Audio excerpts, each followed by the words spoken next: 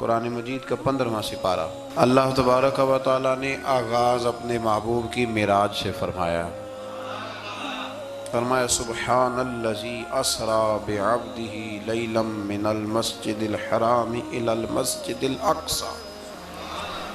فرمایا پاک ہے وہ ذات جس نے اپنے بندہ خاص کو سیر کرائی مسجد حرام سے لے کر مسجد اقصی تک۔ اور مسجد اقصی کون سی؟ الذی بارکنا حولہ، جس کے ارد گرد ہم نے برکتیں رکھی ہیں۔ لنوریہ من آیاتنا، تاکہ ہم انہیں اپنی نشانیاں دکھائیں۔ معراج حضور کی سیر کا نام ہے۔ اللہ نے کہا محبوب آؤ اپنی سلطنت کی سیر کر لو۔ معراج حضور کی سیر و سیاحت کا نام ہے، بس سیر کرنے گئے تھے محبوب، اور رات کے تھوڑے سے حصے میں۔ اور مسجد اقصی وہ مسجد جس کے ارد گرد ہم نے برکتیں رکھی۔ مسجد کے اندر برکتیں ہوتی ہیں کہ ارد گرد ہوتی ہیں؟ الذی بارکنا حولہ، جس کے ارد گرد ہم نے برکتیں رکھی ہیں۔ تو مفسرین نے فرمایا کہ مسجد اقصی کے ارد گرد انبیاء کے مزارات تھے، تو فرمایا کہ اس کے ارد گرد ہم نے برکتیں رکھی ہیں۔ جہاں نبی کا وجود ہو وہاں برکت ہوتی ہے، جہاں ولی کا وجود ہو وہاں برکت ہوتی ہے۔ لنوریہ من آیاتنا، تاکہ ہم انہیں اپنی نشانیاں دکھائیں۔ واقعہ معراج ظاہر ہے ایک تفصیلی اور ایک بڑا حیرت انگیز اور محبوب کی عظمت اور شانوں والا واقعہ ہے۔ تو اللہ تبارک و تعالیٰ نے 15ویں پارے کا اور سورہ بنی اسرائیل کا آغاز اسی آیت سے فرمایا ہے۔ آیت نمبر 4 سے بیان ہوا ہے کہ بنی اسرائیل کو بائبل میں بتا دیا گیا تھا کہ وہ زمین میں 2 مرتبہ فساد اور سرکشی کریں گے۔ چنانچہ یہ دونوں مواقع آئے اور اللہ نے ان پر جابر بندے مسلط کیے۔ آیت نمبر 11 میں اللہ تعالیٰ نے فرمایا کہ انسان بڑا ہی جلد باز ہے، اسے بڑی جلدی ہے، بڑی جلدی کرتا ہے۔ آیت نمبر 12 میں بتایا کہ ہم نے نظام لیل و نہار کو اپنی قدرت کی 2 نشانیوں، اور ہم نے دن کو روشن بنایا تاکہ تم اپنے رب کا فضل تلاش کرو اور سالوں کی گنتی اور حساب کو جان لو۔ آیت نمبر 13 سے بتایا کہ ہم نے ہر انسان کا اعمال نامہ اس کے گلے میں لٹکا دیا ہے، یعنی اللہ کی قضاء و قدرت میں جو طے ہے وہ ہو کے رہے گا، اور قیامت کے دن یہ اعمال نامہ ایک کھلی ہوئی کتاب میں صورت میں ہوگا۔ بندے سے کہا جائے گا اپنا اعمال نامہ پڑھو، آج تم خود ہی احتساب کرنے کے لیے کافی ہو۔ جس نے ہدایت کو اختیار کیا تو اسی کا فائدہ اسی کو پہنچے گا، اور جس نے گمراہی کو اختیار کیا تو اس کا وبال بھی اسی پر آئے گا۔ اور کوئی بوجھ اٹھانے والا دوسرے کا بوجھ نہیں اٹھائے گا، اور ہم اس وقت تک عذاب دینے والے نہیں جب تک کہ اتمام حجت کے لیے ہم رسول نہ بھیج دیں۔ اگلی آیت میں قدرت کا ایک قانون بیان کیا گیا ہے کہ جب ہم کسی بستی والوں کو ہلاک کرنے کا ارادہ کرتے ہیں تو اس کو عیش و عشرت کا دلدادہ لوگوں کو اپنے احکام بھیجتے ہیں، پھر وہ ان احکام کی نافرمانی کر کے عذاب کے مستحق ہوتے ہیں، اور یوں ہم ان کو تباہ و برباد کر دیتے ہیں۔ پہلے قومیں عیش میں پڑتی پھر تباہ ہوتی۔ اللہ تعالیٰ اپنے محبوب کی غلامی والی زندگی عطا فرمائے اللہ۔ آیت نمبر 18 میں فرمایا کہ جو صرف دنیا کے فائدے کا طلبگار ہو تو ہم اس کو اس دنیا میں جتنا چاہیں دے دیتے ہیں، اور پھر اس کا انجام جہنم ہوتا ہے۔ اللہ فرماتا ہے تو دنیا مانگے گا تو میں دے دوں گا، یہ نہیں کہ ملے گی نہیں، لیکن دنیا ملے گی۔ پھر جنت اللہ سے مانگیں ربنا آتنا فی الدنیا حسنہ وفی الآخرۃ حسنہ، یا اللہ دنیا بھی اچھی کر کے دے اور آخرت بھی ہمیں اچھی کر کے عطا فرما۔ آیت نمبر 21 میں ایک دوسرے پر دنیا میں فضیلت کا ذکر کرتے ہوئے فرمایا کہ آخرت کے بڑے بڑے درجے ہیں اور ان کی فضیلت بھی بہت بڑی ہے۔ آیت نمبر 23 میں والدین کے حقوق کی جانب متوجہ کرتے ہوئے فرمایا کہ تمہارے رب نے حکم دیا ہے کہ اس کے سوا کسی کی عبادت نہ کرو، اور ماں باپ کے ساتھ نیک سلوک کرو۔ اگر تمہاری زندگی میں وہ دونوں یا ان میں سے کوئی ایک بڑھاپے کو پہنچ جائے تو اس کو اف تک نہ کہو، ان کو جھڑکو بھی نہیں، اور ان کے ساتھ ادب سے بات کرو، اور ان کے لیے عاجزی اور رحم دلی کے بازو جھکائے رکھو، اور یہ دعا کرو کہ اے میرے رب ان پر رحم فرما جیسا کہ انہوں نے بچپن میں رحم کے ساتھ میری پرورش فرمائی تھی۔ آیت نمبر 26 میں قرابت داروں، مسکینوں اور مسافروں کے حقوق ادا کرنے اور فضول خرچی سے اجتناب کا حکم ہے، اور یہ کہ فضول خرچی کرنے والے شیطان کے بھائی ہیں، اور اگر بسبب تنگ دستی خرچ نہ کر سکو تو ان سے نرم بات ہی کر لو۔ فرمایا رشتہ داروں پہ خرچ کرو، اپنی ذات پہ فضول خرچی نہ کرو، اور اگر تم خرچ نہیں کر سکتے، غریب ہو تو کم از کم اخلاق کا مظاہرہ ہی کر لو، رشتہ داروں کے اندر تلخ جملوں کا تبادلہ تو نہ کرو۔ آیت نمبر 29 نے تسلسل کے ساتھ احکام کا بیان ہے، تسلسل کے ساتھ۔ نمبر 1 فرمایا خرچ کرنے میں بخل، ہرس اور فضول خرچی کے درمیان میانہ روی کو اختیار کرنا، یعنی نیک کاموں میں کھلے دل سے خرچ کرنا اور مباح کاموں میں اعتدال کے ساتھ خرچ کرنا، اور ناجائز کاموں میں بالکل خرچ نہ کرنا۔ نمبر 2 ارشاد فرمایا کہ افلاس کے خوف سے اولاد کو قتل کرنے کی تمہیں ممانعت ہے، اور یہ کہ سب کا رزق دینے والا اللہ ہے۔ نمبر 3 میں فرمایا کہ زنا بہت بری چیز ہے، اس سے بچو۔ نمبر 4 میں قتل ناحق کی ممانعت ہے اور قصاص لینے میں حد اعتدال میں رہنے کا حکم ہے۔ نمبر 5 میں یتیم کا مال کھانے کی ممانعت ہے اور اس کے بالغ ہونے تک اس کے مال کی حفاظت کا حکم ہے۔ نمبر 6 وعدوں کے پورے کرنے کا حکم دیا گیا، یہ آیت نمبر 29 میں سارے احکام ہیں۔ اور نمبر 7 ناپ تول میں خیانت کی ممانعت کی گئی۔ نمبر 8 جس چیز کا علم نہ ہو اس کے در پہ ہونے کی ممانعت کی، جس کا پتہ نہیں اس مسئلے میں پڑھنے سے اللہ نے یہ تو بڑا مشکل کام بتا دیا۔ یہاں تو جس کو بالکل بھی نہیں نہ پتا وہ بھی 1 2 3 فتوے تو دن میں دے ہی دیتا ہے، اللہ ماشاءاللہ۔ فرمایا جس کا پتہ نہیں اس کام کے پیچھے بے شک کان، آنکھ، دل ان سب سے روز قیامت سوال ہوگا۔ 9 نمبر میں فرمایا تکبر اور اطراء کے چلنے والے ٹھیک نہیں کرتے، ان کی مذمت ہے۔ نمبر 10 شرک کی مذمت بیان کی گئی، اور 11 نمبر پہ یہ بھی بیان ہوا کہ کسی کی روزی کی کشادگی یا تنگی کا مدار اس کی فضیلت یا بے قدری نہیں کہ بندہ اچھا نہیں تھا اس لیے اللہ نے پیسے نہیں دیے۔ فرمایا یہ اس کی بے قدری اس وجہ سے نہیں، یہ اللہ تعالیٰ کی حکمت اور مشیت کا معاملہ ہے۔ اللہ زیادہ بہتر جانتا ہے کہ کسی کو اس نے کیا دینا ہے۔ ان تفصیلات کے بعد فرمایا اے رسول یہ وہ حکمت والی باتیں ہیں جن کی ہم نے آپ کی طرف وحی فرمائی ہے۔ اقوال زری لکھے ہوتے ہیں نا، آپ اس طرح کریں سورہ بنی اسرائیل کی آیت نمبر 29 لکھ کے لگائیں۔ میں اکثر نا جب کوئی بندہ کہتا ہے نا اقوال زری، تو میں کہتا ہوں پہلے بتاؤ قرآن سارا تم نے لکھ کے لگا لیا، یاد کر لیا، حدیثیں ساری لکھ لی؟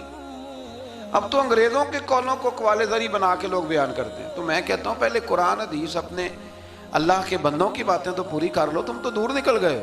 اللہ فرماتے ہیں یہ حکمت والی باتیں ہیں، یہ تھوڑی حکمت والی بات ہے کہ رب فرما رہا ہے کہ کسی کی روزی کا کشادگی یا تنگی کا مدار اس کی فضیلت یا بے قدری پہ نہیں، بلکہ تو اللہ بہتر جانتا ہے کہ اس کو کیا دینا ہے۔ یہ بہت بڑی حکمت والی بات۔ آیت نمبر 40 میں کفار اور مشرکین کی اس خبیث فطرت کو بیان کیا گیا کہ خود تو بیٹوں کی تمنا کرتے ہیں اور اللہ کی طرف بیٹیوں کی نسبت کر کے کہتے ہیں کہ فرشتے معاذ اللہ اللہ کی بیٹی ہیں۔ آیت نمبر 44 سے بیان ہوا کہ 7 آسمان اور زمینیں اور جو بھی ان میں ہے اپنے اپنے انداز میں اللہ کی تسبیح کر رہے ہیں، ہر چیز اللہ کی حمد کے ساتھ اس کی تسبیح کر رہی ہے، لیکن تم ان کی تسبیح کو سن نہیں سکتے۔ آیت نمبر 45 میں فرمایا کہ منکرین آخرت قرآن کی تعلیمات سے استفادہ کرنے سے محروم رہے اور ان کے دل و دماغ حق کو قبول کرنے کی سعادت سے محروم ہیں، اور فصیح و بلیغ قرآن سن کر بھی نبی پر سحر زدہ ہونے کا تان کرتے ہیں معاذ اللہ۔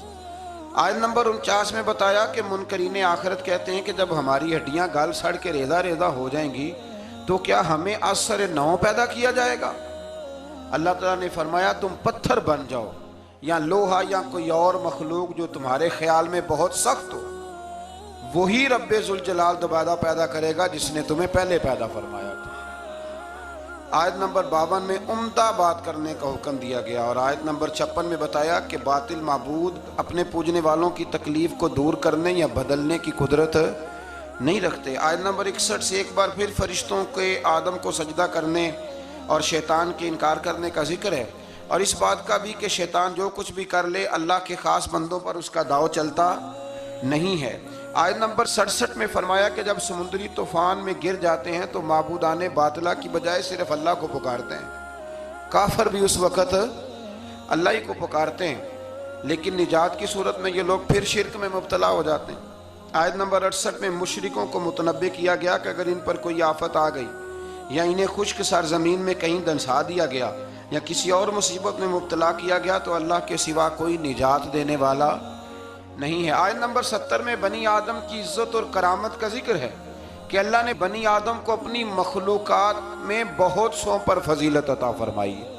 آیت نمبر 71 میں انسانوں کو اپنے پیشواؤں کے ساتھ بلائے جانے، دائیں بائیں اعمال نامے لینے والوں کو کامیابی کا بیان ہے، اور جو دنیا میں حق سے اندھا ہے وہ آخرت میں بھی اندھا ہے۔ قیامت میں اس کا کوئی پیشوا ہوگا اسی کے ساتھ ہی بلایا جائے گا۔ جو ساری زندگی کہتا رہے میں مانتا ہی نہیں کسی کو، کوئی امام نہیں، کوئی تقلید نہیں، کوئی شے نہیں، تو وہ کدھر جائے گا؟ ہاں اسی کے ساتھ جائے گا۔ اللہ تبارک و تعالیٰ سمجھنے کی توفیق عطا فرمائے۔ پھر اللہ تبارک و تعالیٰ نے آیت نمبر 73 سے کفار کے آپ صلی اللہ علیہ وسلم کو رائے حق سے ہٹانے کے باطل ارادوں کا ذکر فرمایا۔ اللہ تعالیٰ نے حق کے راستے میں آپ کی ثابت قدمی کو اپنا فضل قرار دیا ہے۔ آپ کو جزیرہ عرب سے نکالنے کی کفار کی سازش کا ذکر کرتے ہوئے فرمایا کہ وہ ایسا کرنے میں کامیاب ہو بھی جائیں تو برے انجام سے بچ سکتے نہیں۔ اشارتاً 5 نمازوں کا حکم فرمایا، فجر کی فضیلت کا بیان کیا، نماز تہجد کی ترغیب، اور رسول اللہ صلی اللہ علیہ وسلم کے لیے مقام محمود جو مقام شفاعت کبریٰ ہے، جہاں کھڑے ہو کے رسول پاک امت کی سفارش فرمائیں، عطا کیے جانے کا بیان ہے۔ آیت نمبر 81 سے حق کی آمد اور باطل کے نیست و نابود ہونے کا بیان ہے، اور یہ کہ قرآن میں اہل ایمان کے لیے شفا بھی ہے اور رحمت بھی ہے۔ آیت نمبر 83 میں انسان کی اس فطرت کا ذکر ہے کہ نعمتوں پر ناشکری اور مصیبت پر نا امیدی کا اظہار کرتا ہے، یہ اس کی فطرت ہے۔ آیت نمبر 85 میں اس امر کا بیان ہے کہ یہود نے رسول اللہ صلی اللہ علیہ وسلم سے روح کے بارے میں سوال کیا تو اللہ تعالیٰ نے فرمایا کہ اے رسول صلی اللہ علیہ وسلم کہہ دیجئے کہ روح میرے رب کے امر سے ہے اور تم کو محض تھوڑا سا علم عطا کیا گیا۔ اس سے یہ بتانا مقصود ہے کہ جن چیزوں کی حقیقت جاننے پر ہدایت اور نجات موقوف نہیں نا، ان کے در پہ ہونے کی تمہیں ضرورت بھی نہیں ہے۔ آیت نمبر 88 میں ایک بار پھر قرآن کی مثل لانے کا چیلنج اور کافروں کے عجز کا بیان۔ آیت نمبر 90 سے مشرکین مکہ کے بعد فاسد مطالبات کا ذکر کرتے ہوئے فرمایا کہ انہوں نے کہا ہم اس وقت تک آپ پر ایمان نہیں لائیں گے حتیٰ کہ آپ ہمارے لیے زمین سے پانی کا کوئی چشمہ جاری کر دیں، یا آپ کھجوروں اور انگوروں کے باغات کے مالک بن جائیں جن کے نیچے نہریں بہہ رہی ہیں، یا آپ ہمیں جس عذاب سے ڈراتے ہیں وہ لے آئیں، یا آسمان کو ٹکڑے ٹکڑے کر کے ہم پہ گرا دیں، یا اللہ اور فرشتوں کو ہمارے سامنے بے حجاب کر دیں، یا آپ کے لیے سونے کا گھر ہو، یا ہم آسمان پر چڑھ جائیں اور پھر آسمان سے ہم پر کتاب نازل کریں جس کو ہم پڑھیں۔ ان سب مطالبات کے جواب میں اللہ نے فرمایا اے رسول صلی اللہ علیہ وسلم کہہ دو میرا رب ہر عیب سے پاک ہے، میں کوئی شعبدے باز نہیں ہوں، بلکہ میں تو اللہ کا وہ بندہ ہوں جسے اللہ نے اپنا رسول بنا کے بھیجا ہے۔ یہ کچھ لوگ نا شعبدوں کی باتیں کرتے ہیں، آج بھی کرتے ہیں، فلانے پیر صاحب ہیں جی، یہ جو کچھ لوگ بڑے بڑے نادان ہیں نا، یہ ساری آپ پڑھ لیں آیت نمبر 90، تو وہی سارے سوالات ہیں جو آج کا بد مذہب ولیوں کے بارے میں کرتا ہے، کہتا ہے اگر ایسے ہیں تو پھر یہ کر دیں پھر وہ کر دیں۔ او خدا کے بندو، ولی شعبدے دکھانے نہیں آتے، بندوں کو رب سے ملاتے ہیں، ان کا کام پیغام حق دینا ہے، ان کا یہ کام نہیں ہے۔ آیت نمبر 94 سے کفار مکہ کے اس اعتراض کا ذکر ہے کہ اللہ نے بشر کو رسول بنا کے کیوں بھیجا، استغفر اللہ، یعنی کوئی فرشتہ کیوں نہیں بھیجا۔ اللہ تعالیٰ نے فرمایا رسول صلی اللہ علیہ وسلم کہہ دو اگر زمین میں فرشتے بستے اور اطمینان سے چلتے پھرتے تو ہم ان پر آسمان سے فرشتہ ہی رسول بنا کے نازل کرتے۔ اگر فرشتوں کی طرف رسول بنانا ہوتا تو پھر کس کو بناتے؟ فرشتوں کو، یعنی نبی اور رسول جس مخلوق کی طرف مبعوث ہوئے اسی کے جن سے ہوتے ہیں۔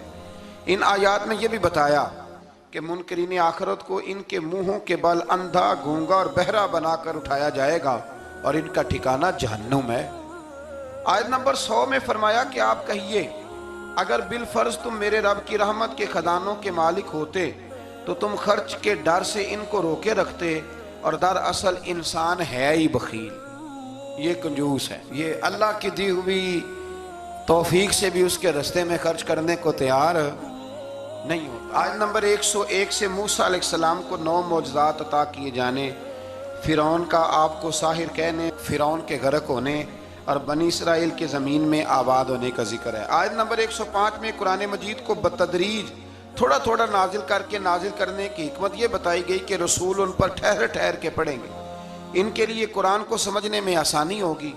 مشرکین مکہ اعتراض کرتے تھے کہ کبھی آپ اللہ کہتے ہیں کبھی رحمان کہتے ہیں، ہم تو رحمان کو نہیں جانتے، تو اللہ نے فرمایا رسول کہہ دیجئے کہ معبود برحق کو تم اللہ کہہ کے پکارو یا رحمان کہہ کے پکارو، تم اسے جس نام سے بھی پکارو گے سب اسی کے نام ہے، اور اسے پکارنے میں میانہ روی سے کام لو۔ آخری آیت میں فرمایا کہ اللہ کی نہ کوئی اولاد ہے، نہ کوئی اس کی سلطنت میں اس کا شریک ہے، نہ اسے کسی مددگار کی ضرورت ہے، اور آپ اس کی کبریائی کو بیان کرتے رہیے۔ آگے شروع ہو جاتی ہے سورہ کہف۔ اصحاب کہف کا نام تو سنا ہے نا ماشاءاللہ آپ حضرات۔ پہلے اس کی فضیلت میں ایک حدیث نہ بیان کروں؟ نبی کریم صلی اللہ علیہ وسلم نے فرمایا، یہ مسلم شریف کی حدیث ہے، دجال آئے گا قیامت کے قریب اور بڑے لوگوں کو گمراہ کرے گا، تو حضور نے فرمایا جو سورہ کہف کی 10 آیات زبانی یاد کر لے نا وہ دجال کے فتنے سے بچ جائے گا۔ اللہ توفیق عطا فرمائے۔ اس سورہ مبارکہ کی آیت نمبر 9 سے اصحاب کہف کا ذکر شروع ہوتا ہے۔ اصحاب کہف، جب حضرت عیسیٰ علیہ السلام کو اللہ کریم نے چوتھے آسمان پہ بلا لیا نا، تو دقیانوس نام کا ایک بادشاہ ہوا بنی اسرائیل کے اندر، بڑا ظالم تھا، اس نے گمراہی پھیلا دی، اور جو لوگ معاذ اللہ کفر اور شرک نہیں کرتے تھے انہیں قتل کروا دیتا۔ تو 7-8 نوجوان اپنا ایمان بچا کے بھاگے۔ او ہو اللہ اکبر، ساری دنیا مال بچا کے بھاگتی، وہ 7-8 نوجوان اپنا ایمان بچا کے بھاگے کہ یہ ہمیں کہیں کفر کی طرف نہ لوٹا دے، تو جا کے ایک غار کے اندر چلے گئے، تو ایک کتا بھی ان کے ساتھ ہو گیا۔ انہیں کتے کو بڑے روڑے مارے کہ یہ اگر بھونکے گا، آواز نکالے گا تو ہم پکڑے جائیں گے، ہم نے تو چھپنا ہے۔ پر اس کو نہ ولیوں سے پیار ہو گیا تھا، اس نے کہا بھگاؤ جتنا مرضی مجھے، فطرت میری ہے کہ میں بھونکتا ہوں، پر جب اللہ کے ولی ہوں تو پھر میں ادب کرتا ہوں۔ یہ قرآنی واقعہ ہے۔ اچھا، یہ عین وہ واقعہ ہے قرآن مجید کا کہ جو بہت ساری چیزوں پر ویسے ہی نص ہے اور بہت ساری زبانیں ویسے ہی گنگ ہو جاتی۔ تو وہ 6-7 لوگ تھے، وہ چلے گئے غار کے اندر، جا کے انہوں نے پناہ لے لی۔ بادشاہ کو پتہ چل گیا کہ غار کے اندر ہے۔ اچھا، اللہ کی قدرت، جیسے ہی داخل ہوئے انہیں نیند آ گئی، یہ سو گئے۔ اور قرآن مجید کہتا ہے، قرآن مجید کے یہ لفظ ہیں کہ کتا غار کے منہ پر بازو پھیلا کے بیٹھ گیا، گویا اپنے مالکوں کی خدمت کر رہا ہے۔ اب میاں صاحب کی ایک بات کر لیں درمیان میں۔ میاں صاحب فرماتے ہیں، جنہ تنا وچ عشق نہ رچیا، کتے ہونا تھی چنگے، اور چلو مالک دیکھ کر راکھی کر دے، صابر بھوکے ننگے۔ یہ دیکھو نا کہ اتنا تو ان کے اندر بھی کمال ہے، اپنے نا دونوں بازو پھیلا کے، کتا بھی غار پہ بیٹھ گیا، ان کو نیند آ گئی۔ بادشاہ نے پتہ کرایا، کہاں بھاگ کے گئے؟ تو کہا وہ غار کے اندر ہے۔ بادشاہ کہنے لگا کہ ان کی سزا یہ ہے کہ ایک دیوار چن دو غار کے منہ میں، غار کوئی بند کر دو۔ جس بندے کی ڈیوٹی لگائی نا غار چننے کی، بندہ بڑا نیک تھا، اس کو دیوار بنانے کا ذمہ دیا، اس نے نا دیوار بھی بنائی اور ایک تختی پہ نا سب کے نام لکھے، اور وہ تختی ایک صندوق میں رکھ کے وہاں بند کر دی، اور اسی طرح کی ایک تختی اس کے نیچے لکھا کہ ایک تختی ان کے ناموں کی نا میں مال خزانہ میں بھی بند کر رہا ہوں۔ اللہ تبارک و تعالیٰ کی قدرت کے بعد مفسرین نے لکھا ہے وہ 100 سال تک سوئے رہے، اور بعض نے لکھا ہے کہ 300 سال تک سوئے رہے۔ 300 سال کے بعد اس طرح ہوا کہ حکومتیں بدل گئیں۔ بیدروس نام کا ایک بادشاہ آ گیا، وہ بڑا نیک دل تھا، اس نے ہر طرف حضرت عیسیٰ علیہ السلام کی شریعت کا پھر سے نعرہ بلند کیا۔ اب نا کچھ لوگ ایسے تھے جو منکر ہو گئے تھے کہ مرنے کے بعد دوبارہ کیسے اٹھیں گے۔ بادشاہ ایک دن حجرے میں جا کے دعا مانگی، یا اللہ کوئی ایسی بات دکھا جس سے لوگوں کا ایمان پکا ہو جائے۔ اس طرح کے بھی بادشاہ ہوا کرتے تھے۔ تو رب کریم نے کہا میں نے تو پہلے یہ راز چھپا کے رکھا ہوا ہے، کھول دیتے ہیں۔ اس نے دعا مانگی، اور ادھر کیا معاملہ ہوا، ایک چرواہا بکریاں چرانے والا وہاں سے گزرا۔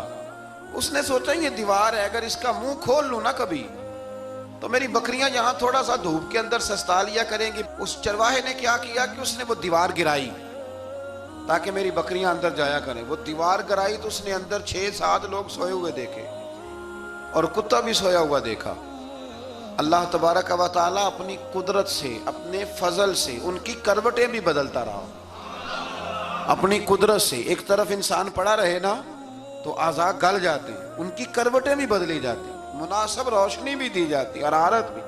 اس نے دیوار گرائی تو ان کی آنکھ کھل گئی، ایک دوسرے سے کہنے لگے آج تو بڑی گہری نیند سوئے ہیں یار، آج تو لمبی نیند پوری کر لی، چلو بھوک بڑی لگی ہے ایک دوست کو بھیجو۔ یہ سارا واقعہ قرآن مجید میں موجود ہے، میں اپنے لفظوں میں بیان کر رہا ہوں۔ جاؤ ایک دوست کو بھیجو بازار سے نا کھانا لے آئے، پیسے وہی 300 سال پرانی کرنسی۔ وہ جب نان بھائی کی دکان پہ گیا نا سامان لینے، اس کو پیسے دیے تو نان بھائی نے ہاتھ پکڑ لیا، کہنے لگا میاں تو کدھر سے آیا، یہ کون سے پیسے؟ اس نے کہا پیسے کاہے کہ میں بھی سوچ رہا ہوں کہ حالات بدلے ہیں، سارے حضرت عیسیٰ کا کلمہ پڑھ رہے ہیں، ماحول اور ہے۔ اس نے کہا تیرے ہاتھ کوئی خزانہ لگ گیا ہے، یہ تو ہم نام سنتے تھے کہ یہاں کوئی دقیانوس نام کا بادشاہ رہا ہے، کوئی خزانہ، بتا کہاں سے لیے؟ شور ہوا، حاکم شہر تک خبر پہنچی، بادشاہ تک پہنچی۔ اس نے بتایا کہ بھئی ہم تو دقیانوس کے ڈر سے بھاگے ہیں، کل بھاگے ہیں یا آج سویرے، اتنا زیادہ ہمیں پتہ نہیں، کل یا آج سویرے بس نا اتنا سا ہمیں یاد ہے کہ ہم گئے تھے۔ بہرحال لوگ جمع ہو گئے، اکٹھے ہو گئے، غار تک پہنچے۔ اب جو غار کے اندر تھے وہ پتہ کہتے کہتے لگتا ہے ہمارا دوست پکڑا گیا ہے، پکڑا گیا ہے۔ تو اب بندے جمع ہو گئے، وہ اندر ڈر رہے تھے، تسبیح کر رہے تھے، اللہ کو یاد کر رہے تھے۔ ادھر یہ پہنچ گیا، جب ان لوگوں نے یہ جیتا جاگتا رب کے فضل کا نمونہ دیکھا اور بادشاہ نے کہا کہ یہ کیا ہے، صندوق کھولا تو اس کے اندر وہ تختی لکھی تھی کہ یہ ان کے نام ہے، یہ دقیانوس سے ڈر کے بھاگے ہوئے ہیں، یہاں یہ سو رہے ہیں، اور اسی کی ایک تختی میں نے فلان جگہ بھی دفن کیا، وہ تختی بھی وہاں سے نکل آئی۔ اب سب لوگوں کی آنکھوں میں آنسو آئے اور سب کہنے لگے لا الہ الا اللہ، لا الہ الا اللہ، لا الہ الا اللہ۔ سب کہنے لگے ان اللہ علی کل شیء قدیر۔ جب ان کی بات پوری ہو گئی، لوگوں کے ایمان پختہ ہو گئے، تو اصحاب کہف کہنے لگے کہ ہمیں اب اجازت ہے، ہم پھر دوبارہ غار میں جاتے ہیں۔ وہ غار میں گئے تو رب نے پھر انہیں موت عطا فرمائی، نیند عطا فرمائی، تحفہ دیا۔ بادشاہ نے پھر اس کے آگے دیوار بنائی اور وہاں بادشاہ نے ایک مسجد تعمیر کرا دی، لوگ زیارت کرنے جاتے۔ یہ اصحاب کہف کا ذکر ہے۔ اب یہاں ہمارے مفسرین نے لکھا ہے کہ وہ جو کتا تھا نا وہ بھی ساتھ ہی تھا۔ اللہ قیامت والے دن اسے انسانی، یا تو انسانی شکل ملے گی، یا جیسے رب کا فضل ہوگا رب کریم اسے بھی جنت عطا فرمائے گا۔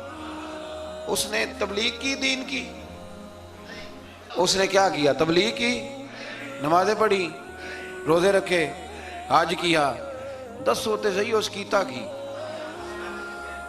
اسی آکھیے نا خدا کے فضل سے ہم پر ہے سایہ غوث اعظم کا، ہمیں دونوں جہاں میں ہے سہارا غوث اعظم کا۔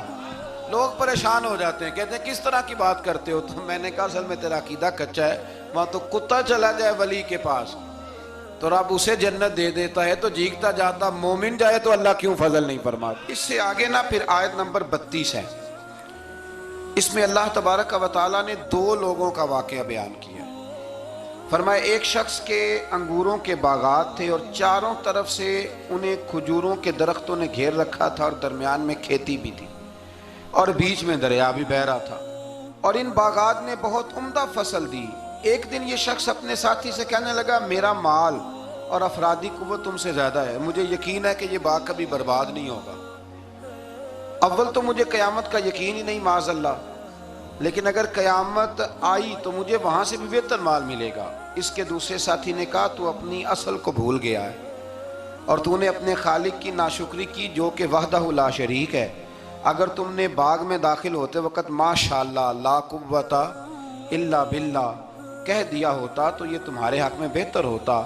اگرچہ مال اور اولاد میں تم سے کم ہوں، لیکن میرا ایمان یہ ہے کہ اللہ تعالیٰ مجھے اس سے بہتر نعمت عطا کرے گا، اور آسمان سے کوئی آفت آئی اور تمہارا باغ تباہ و برباد ہو جائے گا، یا اگر اس کا پانی زمین میں دھس گیا تو پھر تم اسے تلاش نہ کر پاؤ گے، بالآخر اس شخص کا باغ برباد ہو گیا۔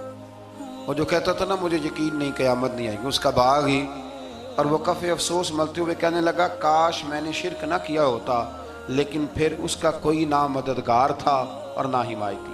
آیت نمبر 45 میں اللہ تعالیٰ نے دنیا کی زندگی کی ناپائیداری کو ایک مثال سے بیان فرمایا کہ آسمان سے بارش نازل ہوئی، گھنا سبزہ نکلا، پھر وہ سوکھ کر چورا چورا ہو گیا، جسے ہوا اڑا کے لے گئی، مال اور بیٹے تو محض جیتی دنیا کا سنگار ہے۔ جب تک تم زندہ ہو تب تک مال بھی ہیں اور بیٹے بھی ہیں، والباقیات الصالحات، اگر کچھ ہے باقی رہے گی تو تمہارے اچھے اعمال باقی رہیں گے، اور اگر اولاد نیک ہوئی تو وہ بھی باقیات الصالحات میں شامل ہو جائے گی۔ آیت نمبر 47 سے فرمایا کہ قیامت کے دن تمام روئے زمین پر ایک کھلے میدان کی صورت میں ہوگا، سب لوگ صف باندھے رب کے حضور اکیلے حاضر ہوں گے اور اپنے اعمال ناموں کو دیکھ کر خوف زدہ ہوں گے، کہیں گے ہائے افسوس اس اعمال نامے کو کیا ہوا، اس نے نہ کوئی صغیرہ گناہ چھوڑا نہ کبیرہ، مگر سب کو شمار کیا۔ آیت نمبر 50 میں حضرت آدم علیہ السلام کو فرشتوں کے سجدہ، ابلیس کی نافرمانی اور شیطان اور اس کی ذریت کے انسان کے دشمن ہونے کا بیان ہے۔ آگے پھر ذکر شروع ہو جاتا ہے حضرت موسیٰ علیہ السلام اور حضرت خضر علیہ السلام کا۔ یہ لفظ خضر بھی ہے اور خضر بھی ہے، یہ دو تین طریقوں سے پڑھا جاتا ہے۔ حضرت خضر کے بارے میں مختلف روایات ہیں کہ یہ ولی ہیں کہ نبی ہیں، لیکن مضبوط رائے اکثر بزرگوں کی یہی ہے کہ یہ بھی اللہ کے نبی ہیں، اور بعض نے لکھا ہے یہ ہمیشہ سے زندہ ہیں۔ یہ دو اللہ کے نبی حضرت الیاس علیہ السلام اور حضرت خضر علیہ السلام، یہ دونوں ہر سال حج میں بھی جاتے ہیں، ہر سال حج میں بھی جاتے ہیں، کیونکہ ایک روایت ملتی ہے کہ محبوب کریم علیہ السلام حج پہ گئے تو فرمایا میں الیاس اور خضر کو پہاڑوں سے اترتے ہوئے دیکھ رہا ہوں۔ تو جن کو اللہ نے کھلی آنکھیں دی ہوتی ہیں پھر انہیں زیارت بھی ہوتی ہے، انہیں یہ نظر بھی آتے ہیں۔ حضرت خضر علیہ السلام کو اللہ نے علم لدنی عطا فرمایا۔ یہ علم لدنی اللہ جس کو اپنے پاس سے عطا کر دے اس کو علم لدنی کہتے ہیں۔ حضرت موسیٰ علیہ السلام ایک دن تقریر کرتے ہوئے کسی نے پوچھا کہ آپ سب سے بڑے عالم ہیں، فرمایا الحمدللہ۔ تو اللہ کریم نے فرمایا نہیں ہے موسیٰ کلیم آپ سے بڑے بڑے بھی ہیں، بڑے بڑے لوگ ہیں، ہمارے ہاں مسئلہ ہے پا نہ پڑی، اور لوگ مناظرہ کرنے آتے ہیں، کئی دفعہ لوگ نا مسئلہ بتاتے ہیں تو میں کہتا ہوں جناب آپ نے بتا دیا کہ اب آپ نے حکم کرنا ہے، اب آپ نے حکم کرنا ہے۔ کبھی کبھی کچھ لوگ ایسی باتیں کرتے ہیں وہ جی آپ ایک بندے کا نام لیتے ہیں ذکر کرتے ہیں، تو میں نے کہا چلو ہم نے بھی کہیں کچھ پڑھا ہی ہوگا نا تبھی تو ذکر کرتے ہیں، لیکن جو آتے ہیں نا لوگ وہ مشورہ تمہارے دور میں ہے ہی نہیں، جس نے جو لائن پڑھ لیا ہے وہ اس پہ پکا ہو گیا، سارا نہیں نہ پڑھا، سارا پڑھے پھر بات سمجھ میں آتی ہے۔ حضرت موسیٰ کلیم اللہ کے نبی ہیں اور کیا بات ہے ان کی، اور یہ بھی اللہ کا فضل ہوا حضرت موسیٰ نے یہ بات کی تبھی تو ہمیں اتنی شاندار حکمتوں کے پھول ملے، یہ بھی حضرت موسیٰ کا ہی کمال ہے۔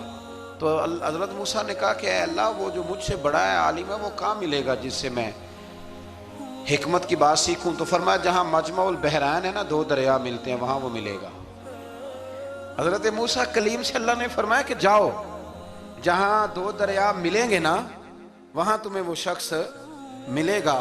تو یا اللہ میں کس طرح، فرمایا زادرہ ساتھ لے جاؤ کھانے پینے کا سامان۔ حضرت موسیٰ کلیم لے گئے، مچھلی بھی لے گئے، فرمایا یہ مچھلی جہاں تمہارے برتن سے نکل کے دریا میں داخل ہو وہاں دریا میں شگاف پڑ جائے گا، وہاں وہ تمہیں شخص ملے گا۔ حضرت موسیٰ نے اپنے خادم حضرت یوشع بن نون علیہ السلام کو بھی ساتھ لیا، یہ بعد میں حضرت موسیٰ علیہ السلام کے جانشین ہوئے۔ یہ دونوں سفر پہ نکل گئے، ایک جگہ پہ پہنچے جہاں پہاڑ تھا ساتھ دریا بھی تھا، اس کے نیچے آرام کرنے لگے۔ حضرت موسیٰ کلیم سو گئے تو یوشع بن نون علیہ السلام موجود تھے، مچھلی جھٹ سے نکلی دریا میں داخل ہو گئی، وہاں راستہ بھی بن گیا۔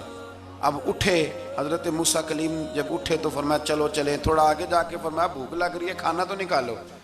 انہیں یاد آیا، کہنے لگے حضور مچھلی تو دریا میں چلی گئی تھی۔ فرمایا تو نے بتایا نہیں، وہی تو ہماری منزل تھی جہاں مچھلی دریا میں گئی۔ پھر وہاں سے واپس آئے قدموں کے نشانوں پہ، وہاں پہنچے جہاں مچھلی گئی تھی تو وہاں ایک شخص لیٹا ہوا تھا، چادر لے کے آپ نے سلام لی تو انہوں نے کہا وعلیکم السلام یا موسیٰ کلیم اللہ. تو آپ نے فرمایا آپ کون ہیں؟ فرمایا میں وہی ہوں جس کو آپ تلاش کر رہے ہیں. تو فرمایا آپ نے مجھے کیسے پہچانا؟ فرمایا جس رب نے تمہیں بھیجا ہے نا اس نے ہی مجھے بتایا ہے کہ موسیٰ آ رہے ہیں، موسیٰ آ رہے ہیں. اب حضرت خضر نے جو کچھ فرمایا وہ بڑا شاندار ہے. فرمایا موسیٰ کچھ باتیں ایسی ہیں جن کا آپ کو علم ہے اور مجھے نہیں، اور کچھ ایسی ہیں جن کا مجھے علم ہے اور آپ. اللہ اکبر. یہ کبھی ہماری سمجھ میں بات آ جائے، یہ کبھی سمجھ میں آ جائے. کچھ باتیں ایسی ہیں جس کا مجھے علم ہے، اور یہ بڑے بڑے سیانے بندے نہیں مانتے. بڑے بڑے میں عالم ہوں جی، تو آپ عالم ہیں میاں ایک شعبے کے، لیکن بہت سارے دنیا میں شعبے ہیں نا. دین کے عالم کا درجہ سب سے بڑا ہے، لیکن قانونی مشاورت کرنی ہے تو آپ وکیل سے کریں گے. گاڑی کے بارے میں پوچھنا ہے تو کسی مکینک سے پوچھیں، لیکن آپ بن کے نہ بیٹھ جائیں. فرمایا جس کا آپ کو علم ہے مجھے نہیں، اور جس کا مجھے علم ہے ان میں سے آپ کو نہیں. تو کہا میں پھر آپ کے ساتھ رہنا چاہتا ہوں اور میں وہ سیکھنا چاہتا ہوں جو آپ بتا رہے ہیں. تو حضرت خضر فرمانے لگے صبر کر لیں گے میرے ساتھ؟ یہ سب سے مشکل کام ہے. یہ سب سے، یعنی ہر بات کی تو یہاں لوگوں کو وضاحت چاہیے. کھانسے بھی تو آپ کو بتانا پڑے گا کھانسے کیوں، ہنسے بھی تو آپ کو بتانا پڑے گا ہنسے کیوں. بھئی بزرگ ہیں، بزرگوں کی باتوں میں حکمتیں ہوتی ہیں، لیکن ہم حکمت کی طرف جانے کو تیار نہیں ہوتے. ہمیں تو فوری طور پہ جواب چاہیے، حل چاہیے. حضرت موسیٰ علیہ السلام جناب خضر کے ساتھ چلے. فرمایا صبر کروں گا، میں چلتا ہوں آپ کے ساتھ. دریا کے قریب گئے کشتی میں بیٹھنے کے لیے، تو کشتی والوں نے حضرت خضر کو پہچان لیا، بغیر کرائے کے سوار کرایا. اور جب پار اترنے لگے تو حضرت خضر نے کشتی کا ایک تختہ ہی توڑ دیا. حضرت موسیٰ کہنے لگے یہ آپ نے کیا کیا؟ انہوں نے نیکی کی، آپ نے تختہ توڑ دیا. فرمایا آپ کو کہا تھا نا آپ نے صبر نہیں کرنا، آپ کو کہا تھا نا. فرمایا چلو میں صبر کروں گا. تھوڑا آگے گئے تو ایک نوجوان لڑکا، ابھی چھوٹی عمر ہے، وہ ملا. حضرت سیدنا خضر علیہ السلام نے اسے قتل ہی کر دیا. فرمانے لگے آپ نے قتل ہی کر دیا؟ ایک قرآن مجید ہے بھائی. میں کبھی کبھی سوچتا ہوں یہ ہم کسی درویش کی بات سناتے تو بندے اڑ جاتے. فتوے نکلتے کہ نہ نکلتے؟ میرا خیال ہے ہر مسجد سے نکلتے. اور فتوے ایک ایک جتنے مسجد میں نمازی ہوتے سب کے ہاتھوں میں فتوے ہوتے. قتل کر دیا، قتل ہی ہو گیا بندہ. تو حضرت سیدنا موسیٰ علیہ السلام فرمانے لگے آپ نے قتل ہی کر دیا. فرمایا میں نے کہا تھا نا آپ نے صبر نہیں کرنا. آپ فرمانے لگے چلو اگر اب میں بولا نا تو بے شک آپ مجھے علیحدہ کر دیجیے گا. حضرت موسیٰ کلیم اب بولا تو علیحدہ کر دیا. ایک بستی میں داخل ہوئے، بستی کے لوگوں سے پانی مانگا تو انہوں نے پانی بھی نہ دیا، آرام کرنے کو جگہ بھی نہ دی. پر وہاں ایک دیوار گر رہی تھی، حضرت خضر علیہ السلام نے سیدھی کرنی شروع کر دی. ساری دیوار بنائی. تو حضرت موسیٰ کہنے لگے کن لوگوں کی خدمت کر رہے ہو جنہوں نے پانی بھی نہیں دیا، انہوں نے پانی تک نہیں پوچھا. فرمانے لگے بس بھئی آپ نے وعدہ کیا تھا کہ اب بولیں گے تو بے شک علیحدہ کر دینا. آپ بولیں، اب آپ کا اور میرا ساتھ زیادہ نہیں چل سکتا. آپ بولیں. جو بول پڑے نا، غلامی کرے تو رستے لمبے چلتے ہیں، اور جو بولے نا جس کو وضاحتیں چاہیے ہو وہ غلام نہیں ہوتا، اس کے ساتھ پھر باتیں لمبی. ہاں تو آنکھ بند کر کے چل.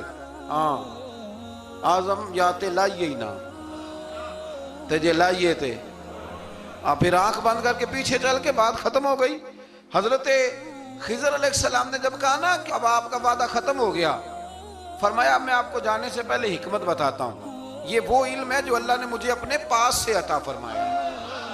یہ وہ ہے جو علم لدنی ہے. کہا جناب کیا مطلب؟ فرمایا وہ جو میں نے تختہ توڑا تھا نا، تو یہ مسکین بچے ہیں جن کی کشتی تھی، تو دریا کے اس پار بادشاہ کھڑا تھا. وہ جو صحیح صحیح کشتیاں ہوتی تھی قبضے کر لیتا تھا، اور جو تھوڑی سی ٹوٹی پھوٹی ہوتی تھی نا وہ چھوڑ دیا کرتا تھا. تو میں نے تھوڑی سی کشتی ان کی اس لیے توڑ دی ہے تاکہ دیکھے گا تو چھوڑ دے گا، اس لیے میں نے بھلا کیا ہے. اور فرمایا وہ جو بچہ میں نے قتل کیا نا وہ شروع سے ہی کفر کا دل دادا تھا. اس کے ماں باپ نیک تھے. اگر بڑا ہوتا جوان ہوتا تو ہو سکتا ہے ماں باپ کو بھی کفر میں مبتلا کر دیتا. اب اس کے بدلے اللہ انہیں صالح بیٹا عطا فرمائے گا. تو یہ بھی میں نے اللہ کے دیے ہوئے علم سے کیا. اور فرمایا یہ جو دیوار میں نے نبی ہو کے یا ولی ہو کے مزدوری کر کے دیوار بنائی ہے نا، اللہ اکبر، فرمایا یہ دیوار عام لوگوں کی نہیں، یہ یتیم بچوں کا خزانہ ہے دیوار کے نیچے، یہ گر جاتی تو خزانہ ظاہر ہو جاتا، اور بچائی اس لیے ہے کہ وَكَانَ أَبُوهُمَا صَالِحًا، ان بچوں کا باپ نیک آدمی تھا، ان کا باپ قاضی ثناء اللہ صاحب پانی پتی فرماتے ہیں ڈائریکٹ باپ نہیں تھا، 7ویں نسل میں جا کے باپ بنتا تھا۔ سن لیں یہ بھی بات، ایک بندہ نیک ہو تو اس کی 7 نسلوں تک رب خزانوں کی بھی حفاظت فرماتا ہے۔ اب آپ اندازہ فرمائیں کہ بات کتنی دور تک جاتی ہے۔ بزرگوں کی باتوں میں نا حکمتیں ہوتی ہیں، دانائیاں ہوتی ہیں۔ یہ طریقت کے جو لوگ ہوتے ہیں انہیں سبق یہ دیا جاتا ہے کہ آمنا وصدقنا، ماننا ہے اور تصدیق کرنی۔ ہمارا معاملہ یہ ہے کہ یہاں وضاحت دینی پڑتی ہے، وہ جی وہاں کیا ہوا تھا، وہ جو گاڑی آپ کے پاس ہے تو وہ کہاں سے آئی، تو وہ جو کل آپ نیا جوڑا پہن کے آئے تھے تو وہ کدھر سے آیا۔ تو جو لوگ وضاحتیں مانگتے ہیں وہ اپنے نہیں ہوتے، ان کا غلامی کا رشتہ نہیں ہوتا۔ حبیب اور ہوتا ہے، شریک اور ہوتا ہے۔ شریک وضاحتیں مانگتے ہیں، حبیب محبت کرتے ہیں۔ ہمارا آج سب سے بڑا المیہ یہ ہے، سب سے بڑا، کہ ہم کسی حکمت کے تحت کوئی بندہ اگر کوئی کام کر رہا ہے تو مجبوری ہے کہ ہمیں وہ حکمت بتائی جائے، ایسا نہ کریں۔ یہ طریقہ حضرت غوث اعظم رضی اللہ تعالیٰ عنہ، حضور غوث پاک رضی اللہ تعالیٰ عنہ کو ایک شخص ملنے آ گیا، ملا علی قاری نے لکھا ہے، آپ کے ایک مرید نے کہا چل میرے پیر سے ملنے، کہنے لگا میں نہیں جاتا ملنے کسی پیر شیر سے، کہا نہیں آؤ تو صحیح۔ وہ آیا نہ تو اس نے دیکھا کہ 50 گھوڑے عربی نسل کے کھڑے ہیں غوث پاک کے دروازے، موٹے تازے چوڑے عربی نسل کے گھوڑے۔ اس کے ذہن میں خیال آیا، کہنے لگا یار سواری کے لیے اگر رکھے ہیں تو ایک بھی کافی تھا، 50 کی کیا ضرورت تھی۔ اللہ اکبر۔ اب واقعی 50 کھڑے تھے، مرید کے پاس جواب ہی کوئی نہیں تھا، کہنے لگا یار پتہ مجھے بھی کوئی نہیں، لیکن حضرت صاحب نے رکھے ہیں تو حکمت ضرور کوئی ہوگی، حکمت ضرور کوئی، اس کی کوئی حکمت ہوگی۔ اللہ اکبر۔ وہ چلے گئے واپس، وہ روز تنقید کرتا، کیسا تیرا پیر ہے 50 گھوڑے رکھے ہوئے، کیسے تیرا پیر ہے 50 گھوڑے رکھے ہوئے۔ کچھ دن گزرے تو ملا علی قاری کہتے ہیں وہ اعتراض کرنے والے کے پیٹ میں کوئی تکلیف ہوئی، بغداد کے سب سے بڑے طبیب کے پاس گیا، اس نے کہا تیرا تو جگر تباہ ہو گیا ہے، عربی نسل کا ایک گھوڑا چاہیے، اس کو ذبح کریں گے، اس کا جگر نکالیں گے، اس کی دوائی بنا کے تجھے کھلائیں گے، اور 50 گھوڑے ہوں گے تو تو بچے گا۔ اب پریشان ہو گیا، کہنے لگا گھوڑے ہیں تو صحیح، پر جو میں حال کر رہا ہوں گا گھوڑے تو نہیں ملیں گے، میرا تو جوتوں والا کام ہے، وہ شاید مل جائیں۔ لیکن جب انسان مرنے لگتا ہے تو پھر اس کو ڈوبتے کو تنکے کا سہارا۔ اپنے دوست کے پاس گیا، کہنے لگا چل تیرے پیر کے پاس چلے۔ اس نے کہا تجھے نہیں لے کے جانا، تو تنقید کرتا ہے، کہتا ہے ایک دفعہ چاہیے کیا، کا گھوڑے، کہنے لگا تیرے لیے رکھے ہیں کوئی، جا دوڑ جا، میرے حضرت صاحب کی ضرورت کیا ہے۔ لیکن جب غوث اعظم کی خانقاہ میں داخل ہوئے نا تو حضور غوث اعظم اٹھ کے ملے، اللہ والے دلوں میں باتیں نہیں رکھتے، ماتھا چوما اور فرمانے لگے میاں تو ایک دن نا میری گلی سے گزر رہا تھا تو میری تیرے اوپر نظر پڑی، تو مجھے نظر آیا تو بیمار ہوگا اور تیرا علاج عربی نسل کے 50 گھوڑوں کی وجہ سے ہوگا، تو میں نے تیرے لیے لا کے کھڑے کیے ہوئے ہیں، تیرے لیے ہی کھڑے کیے ہیں۔ اب تو نا گھر بھی لے جانے کی ضرورت نہیں، چارہ بھی میرے مرید ہی ڈال دیا کریں گے۔ تو اس طرح کرنا، روز آنا ایک گھوڑا لے جانا، پھر اگلے دن آنا تو دوسرا۔ وہ خدا کے بندے تیرے لیے رکھے تھے، تو تنقید کر رہا ہے۔ اللہ کے بندے پردہ پوش ہوتے ہیں، ہاں شرط یہ ہے کہ وہ بندہ صالح ہو، دیندار ہو، وہ والا پیر نہ ہو جو نماز بھی نہ پڑھے اور گھوڑے 15 رکھے ہوئے ہوں اس نے، وہ والا معاملہ نہ ہو۔ تو میرے عزیز یہ یاد رکھیں کہ اللہ تبارک و تعالیٰ کا بندہ جب آپ کا روحانی علاج کرتا ہے نا، روحانی علاج سے مطلب جادو ٹونے کا علاج نہیں، روحانی علاج وہ ہوتا ہے کہ میرے گناہوں کا علاج ہو جائے، حسد بغض کینہ عداوت یہ نکل جائے، تو وہ کچھ ایسے نسخے بتاتا ہے جو سمجھ میں مرید کی نہیں آتے لیکن وہ ضروری ہوتے ہیں۔ انہی نسخوں کو استعمال کرنے سے انسان کا فائدہ ہوتا ہے۔ جی کرنے والے لوگ ہمیشہ کامیاب رہتے ہیں، وہ ماں باپ کے آگے کریں، استاد کے آگے کریں، شیخ کے آگے کریں، اور جن کو وضاحتوں کی ضرورت ہوتی ہے، ہاں ایک شرعی بات ضرور ہے، وہ ضرور سن لیں۔ اگر آپ کو کہیں کچھ شرعی قباحت نظر آئے جو قرآن و سنت سے ٹکراتی ہو تو وہ آپ پر فرض ہے آپ اپنے مرشد سے پوچھیں۔ کتنی بڑی بات کر رہا ہوں، یعنی جو چیز قرآن و سنت سے ٹکرا رہی ہو اس کی وضاحت طلب کرنا ضروری ہوتا ہے، اور جو دین سے نہ ٹکرائے اس پر آپ وضاحتیں پوچھتے ہیں تو پھر اس کا مطلب ہے کہ آپ علاج کرانے میں سنجیدہ نہیں ہیں۔ اللہ تعالیٰ قرآن مجید کو سمجھنے کی توفیق